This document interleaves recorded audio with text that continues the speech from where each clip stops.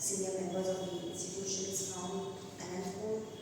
This is a very historic city, historic state, and rooted in social reform, change, and it's a great honor to come to this hall and to be invited by the All India Lawyers Union. I've also been to the All India Lawyers Union meeting in Guntur in 2023, and we continue to be associated with this organization of lawyers with left orientation, which is geared towards giving good and proper legal aid and advice to the people. Friends, we are at a very, very critical juncture in the history of our constitutional republic today, where, as we all know, and I think as students of the legal profession, as practitioners, as doctors, advocates, any profession in India knows today that we are at a very critical juncture. Anybody in public life can see it.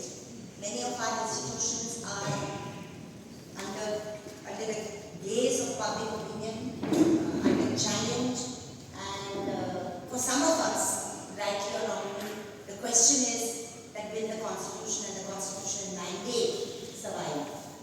And what are the challenges before us to ensure, as legal practitioners, as activists, as journalists, to ensure that the mandate of the Constitution in all its majesty survives.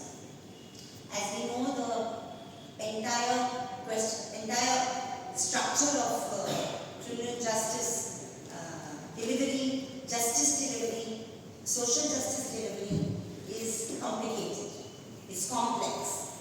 It is dependent on the individuals who occupy that august institution's chair.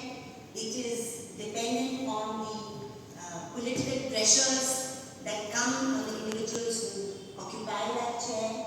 And the very essence of our constitution is the separation of powers between the executive, the legislature, and the judiciary.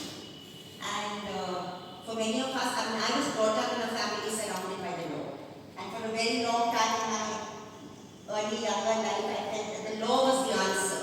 The law was the answer to every social evil that this country faces. Today I believe the law can be an enabler, but it's not the only answer. Law, justice, social reform, criminal justice. But what can we do to look at our criminal justice and justice delivery structure to make it more people-friendly, to make it more oriented towards a non-discriminatory approach towards the disenfranchised, to those who are marginalized communities, who do not have access to justice in the first place? A question that always bothers me a lot is our legal aid. For instance, our legal aid, which is mandated by judgments of the Honorable Supreme Court. We have the legal aid, the entire legal aid structure. We have the legal aid NALSA. We have the state legal aid authorities in all our states. But what is the quality of legal aid in our country?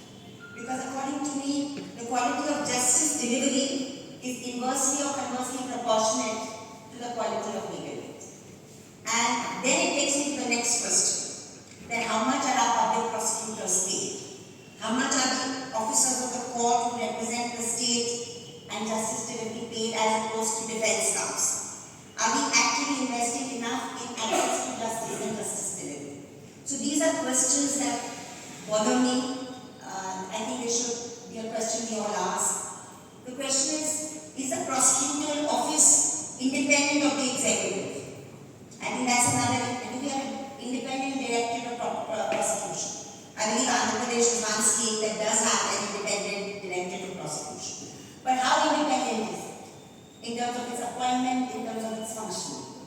Or often I see in my state, which is Maharashtra, that the whole prosecutorial wing is competing under the thumb of the police. It's very influenced in cases by the way the police presents a case, and therefore is not able to take an independent view as the state. So I think 75, 78 years after we became independent and the constitutional mandate has been functioning, we need to ask ourselves these very crucial structural questions. And who is better to ask that than an organization like the All India Lawyers Union, members of the Bar Council of India also here. Another thing, sir, that has always worried me is that, we have 4 tiers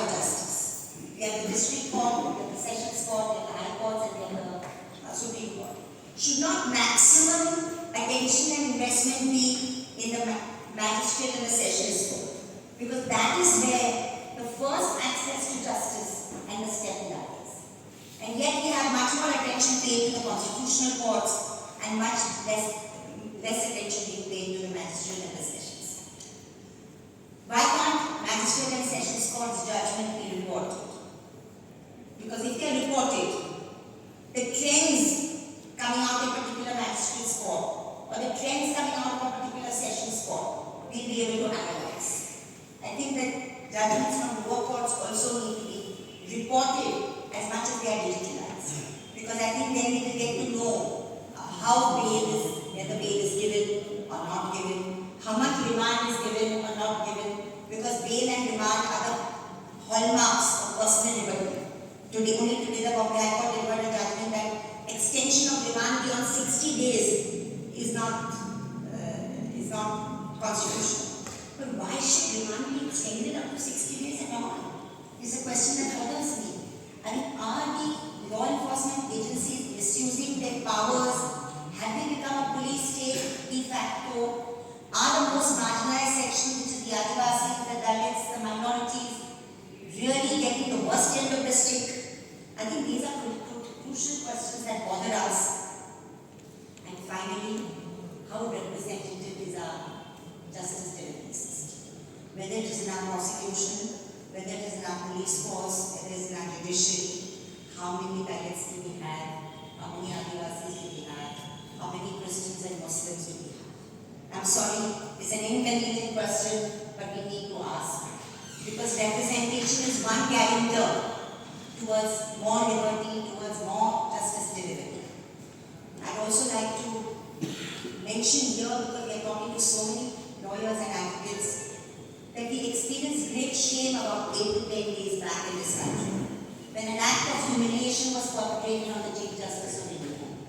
It was a casteist act, it was a discriminatory act. It happened in the hallowed portals of the Supreme Court. Has the condemnation against what happened to the Chief Justice, against Chief Justice Gavai, it got the condemnation it deserves? And if it has not, what is the reason for it?